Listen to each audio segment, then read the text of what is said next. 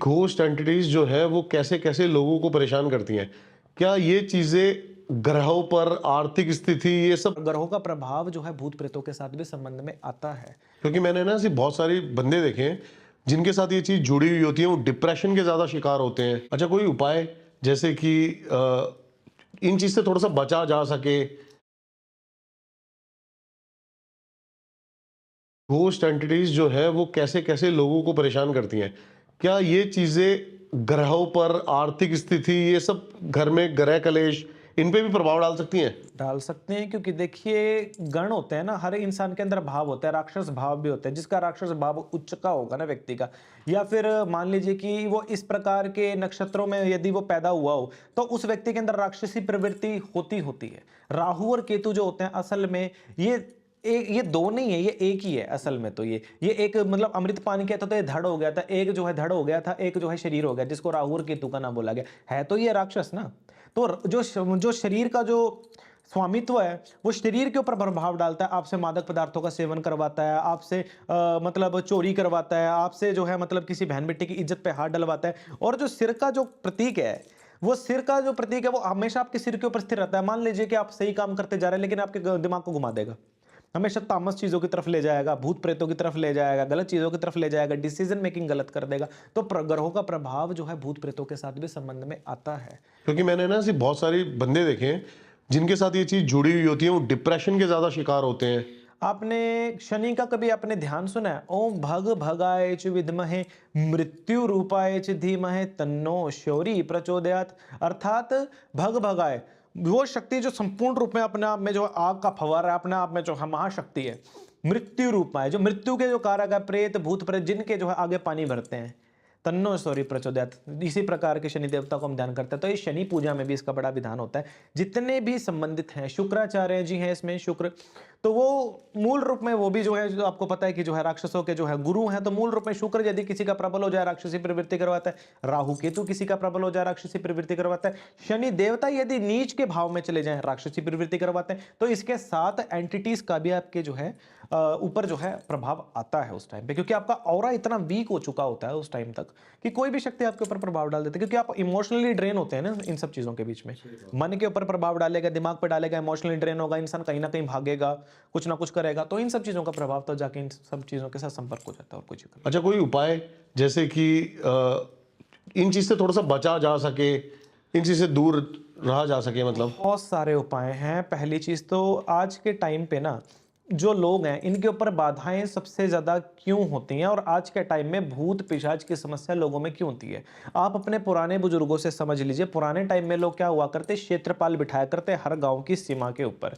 कुछ लोग इसको नगर खेड़ा ये बोलते, भी एक एंटिटी है, क्षेत्रपाल। हाँ जी, कुछ लोग इसको नगर खेड़ा बोलते थे, कुछ लोग इसको दादा खेड़ा बोलते थे, कुछ लोग इसको क्षेत्र भैरव बोलते थे। आज भी यदि आप टिपिकल गांव के देहात के इलाके में आप चले जाओ, गांव की सीमा के ऊपर एक आप देखोगे कि सफेद रंग का एक मठ बना रहता है मंदिर की तरह, तो वो क्षेत्रपाल होता है। हर गांव का एक अपना एक क्षेत्रपाल होता है। वो क्षेत्रपाल की आज्ञा के बगैर गांव के अंदर एक मच्छर मक्खी भी जो है गांव के अंदर प्रवेश नहीं कर सकता। भूत प्रसाद तो बहुत दूर की बात है। जो पुराने जो बुजुर्ग थे हमारे, वो क्या किया करते, सालाना एक पूजा दिया करते जिसमें गांव के सभी लोगों को एकत्र किया जाया करता, जिसमें ना तो कोई गांव से बाहर जा सकता था और ना ही गांव से अंदर आ सकता था। गांव के अंदर जितनी भी समस्याएं हुआ करती, पूजन करके हवन यज्ञ करके उनको इकट्ठा किया जाया करता, गांव के बाहर सीमा के बाहर उसको छोड़ दिया जाया करता।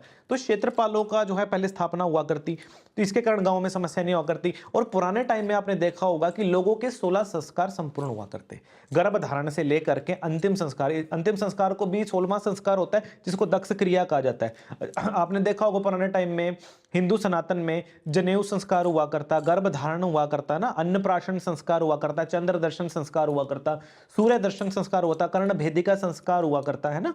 तो ये संस्कार हुआ करते, मुंडन संस्कार हुआ करता।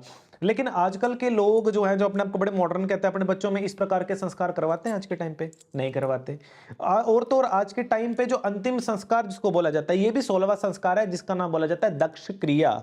जो लोग होता है अंतिम संस्कार, ये अंतिम संस्कार इसलिए बोला क्योंकि 16वां संस्कार है, लेकिन इसका भी अपना एक पर्टिकुलर नाम है। वो नाम क्या है? दक्ष क्रिया। वो दक्ष क्रिया जो होता है वो आखिरी संस्कार कहा जाता है। और ये दक्ष क्रिया भी आज के समय में तो संपूर्ण नहीं हो रही है।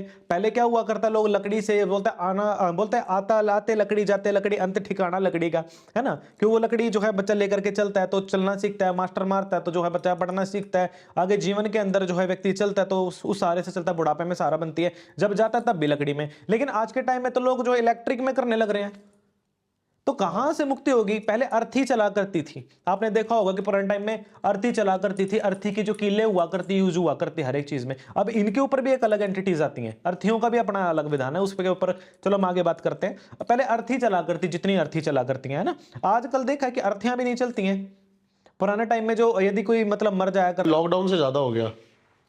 मतलब जो पुराने बुजुर्ग जो हुआ करते वो पहले सरसों फेंकते जाया करते शमशानों तक, ताकि वो जो मरा हुआ है वो ताकि किसी के बहन बेटी को, किसी जीव जंतु पशु पक्षी को परेशान ना करे। अगर उस आत्मा को वापस अगर आना है वहां से तो उसको एक एक चुग करके आना पड़ता था। अब वो पूरे चुग नहीं पाती थी, वो वही शमशान में किल जाया करती, इसलिए तो पहले समस्याएं नहीं इतनी हुआ करती। आजकल क्या, आजकल तो गाड़ी बना रखी है राम रथ बोल करके, वो गाड़ी में जाता है, गाड़ी में वापस आ जाता है, तभी तो लोगों के ऊपर ज्यादातर समस्याएं होती हैं।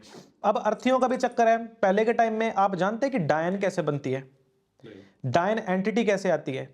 एक ऐसी औरत जिसके गर्भ में बच्चा पैदा होने वाला हो और वो बच्चा जनते हुए यदि मर जाए, या फिर गर्भ में उसके यदि बच्चा है वो मर जाए, तब ऐसी एंटिटी को अंधेरा होने से पहले पहले उसको जो है उसका दाह संस्कार करना अनिवार्य हो जाता था। उसके शरीर में 7 कीलें ठोकी जाया करती अर्थी के अंदर, एक सिर के अंदर, 2 हाथों के अंदर, यहाँ पे दिल के अंदर, एक नाभि मध्य, एक पाँव के अंदर, ये 7 कीले। तंत्र साधना में बोलते हैं ना कि अर्थी की कील का आवश्यकता होती है, लेकिन अर्थी में तो कीले होती नहीं, उसको तो बांधा जाता है। तो ये कीले कहाँ से आती हैं? कीले ये होती हैं, ये 7 कीले ठोकी जाया करती। अगर वो ना ठोकी जाए ना तो वो पूरे गांव का सत्यानाश कर दिया करती। पुराने टाइम में यदि कोई औरत ऐसे हो जाया करती तो वो डायन की श्रेणी में जाया करती। तब उसको इस प्रकार से अर्थी की किलो में ठोक करके शमशान के अंदर उसका दाह संस्कार करने का विधान हुआ करता। और यदि कोई लड़की कवारी मर जाया करती तो उस लड़की का क्या हुआ करता कि उसको संपूर्ण रूप में उसका श्रृंगार किया जाया करता अच्छे तरीके से, क्योंकि उसकी भी अतिरिक्त इच्छा थी शादी करने की, ताकि कल को किसी को परेशान ना करे। उसके 3 कीले ठोकी जाया करती, एक सिर के अंदर, एक नाभि के अंदर, एक पाँव के अंदर, ताकि ये दोबारा उठ ना सके। ये अर्थी के जो किले होते अष्टधातु की हुआ करते पुराने टाइम में, ये अर्थियों के विधान हुआ करते। जो पुराने बुजुर्ग जो हुआ करते ना, उनकी जो अर्थी हुआ करती, उस अर्थी को अगर के पास यदि कोई गर्भ वाली जो स्त्री हुआ, मतलब बच्चा होने वाला किसी के, तो अर्थी के कफन का कपड़ा जो होता है वो बांध दिया जाया करता। यदि किसी में डेथ हो जाया करती घर में तो सोया नहीं जाया करता, बोलते मुर्दा बोले कफन फाड़े। मुर्दा हमेशा अपने हाथ चलाता है, यदि वो गांठ मारते तो घर के अंदर 7 लोगों को जो है ले जा सकता है। मुर्दा अपने कफन के अंदर गांठे बनाता है हमेशा, ये सत्यता है। आप इसका विधान भूत डामर तंत्र में पढ़ सकते हैं। तो ये जो शव होता है वो इस प्रकार के रिएक्ट करता है, तो उस समय सोया नहीं जाता, यदि सो जाए तो वो शव जाग जाता है असल में, तो इस प्रकार से सोया नहीं जाया करता।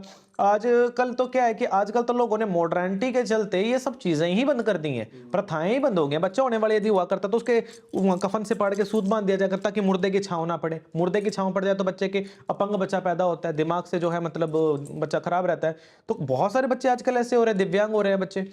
तो पहले विकलांग कहा जाया करता, आजकल जो है हमारे प्राइम मिनिस्टर जी ने इसको दिव्यांग का जो है नाम दिया, तो दिव्यांग हो जाया करते।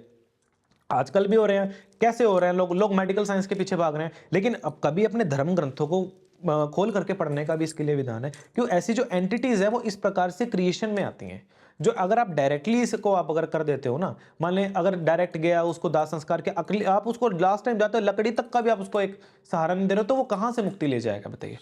वो मुक्ति भी नहीं ले जा सकता, तो बाद में वो मुक्ति तो है नहीं। तो फिर वही जो चीजें हैं लोगों के ऊपर परेशान करती हैं, बहन बेटियों की इज्जत खराब करती हैं, बहन बेटियों का जीवन खराब करती हैं, लोगों के जीवन को खराब करती हैं। इसलिए आज के समय में समस्या ज्यादा बढ़ गई है लोगों के साथ। ये चीजें पहले बशर्ते ऐसा कुछ भी नहीं हुआ करता, पुराने टाइम में बच्चे ऐसे खेलते रहा करते, तो ये चीजें ज्यादा है आज के टाइम में। तो आई होप आपको ये पॉडकास्ट पसंद आया होगा।